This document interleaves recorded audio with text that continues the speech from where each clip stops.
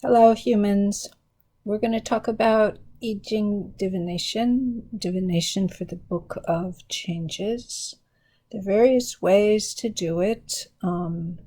You can use a set of 50 yarrow stalks, but the way is really complicated and involved and takes a long time. And to be honest, I just don't have patience for it.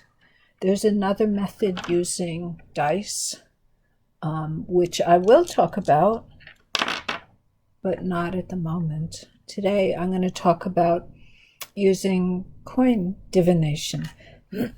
So you need 3 coins. They don't have to be Chinese coins, but I just like the mood. And then you have to determine what you call heads and what you call tails. So in Chinese coins, they're round with a square in the center. They could be put on a string and carried that way. One side has 4 characters on it, and that is considered the face of the coin, which in English would probably call heads, but in Chinese is called the face. The other side has 2 bits of writing that, I don't know, if these are Qing Dynasty coins, are they Manchurian? I'm not sure.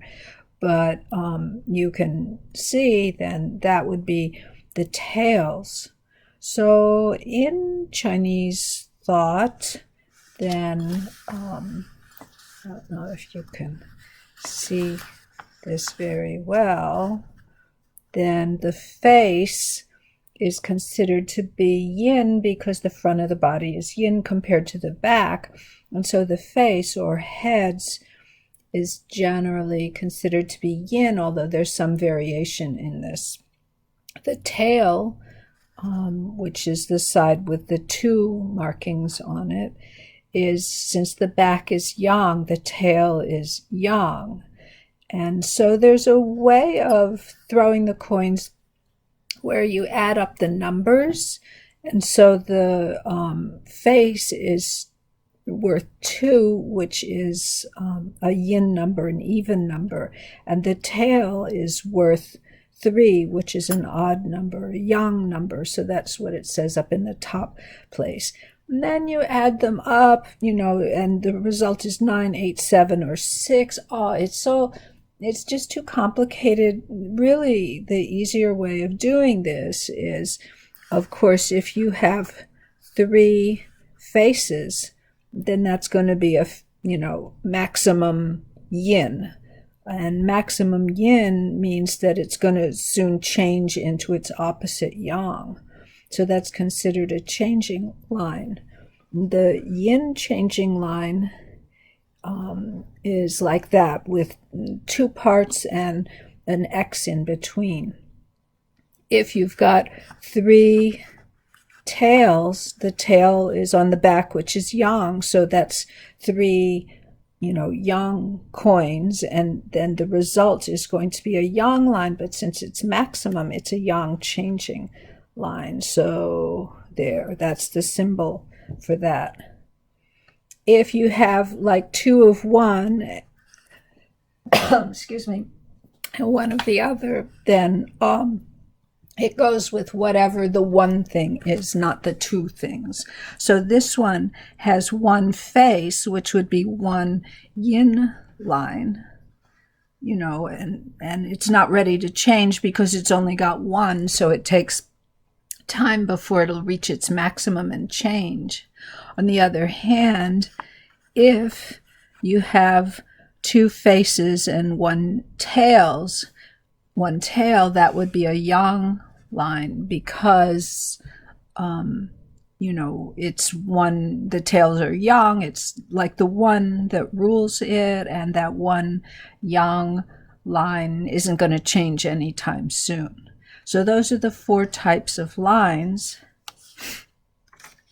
Okay, so basically then what you're going to do is ask a question, but I'm not going to address how to ask a question here. I am going to just address the process.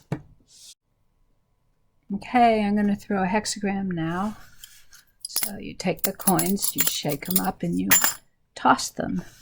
So 3 tails. So that tails are yang. So it's a yang line, but it's a changing line. So we take the one that has the little mark on the yang line. Okay, and we've got 1 face and 2 tails, so that's a yin line.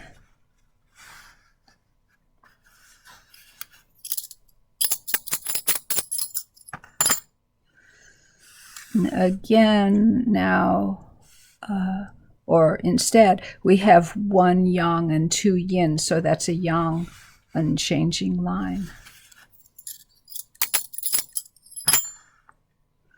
Yang, no, yin, yin, yang, so that's another yang line.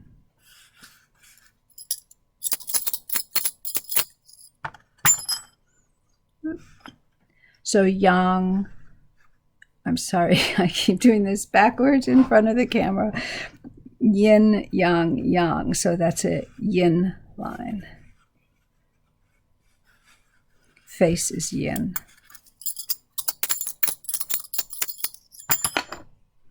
Okay, and another yin with 2 yangs, the 1 rules it. So this is our trigram, hexagram.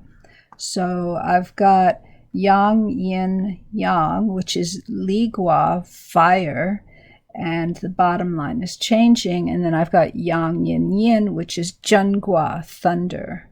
Okay, that's what's called the present hexagram, cat hair on everything. And then what people usually call the future hexagram, we take any changing lines and we change them to their opposite. So the future would be yin, yin, yang, which is gun gua below, and above yang, yin, yin, zhen gua, thunder.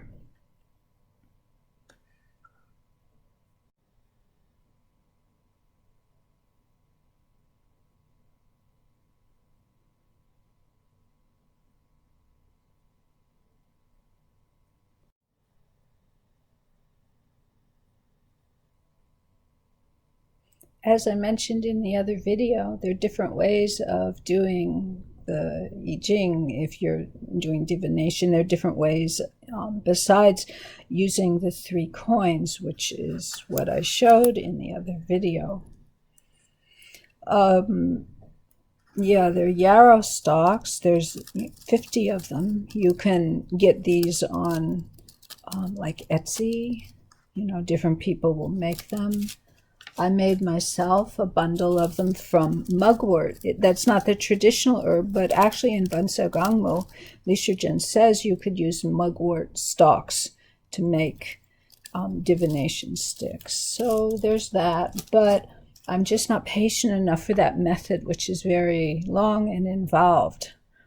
Another method, though, that is really quick is using dice.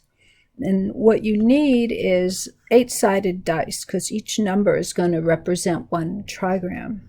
So you need 2 8-sided dice and 1 6-sided dice to find a moving line.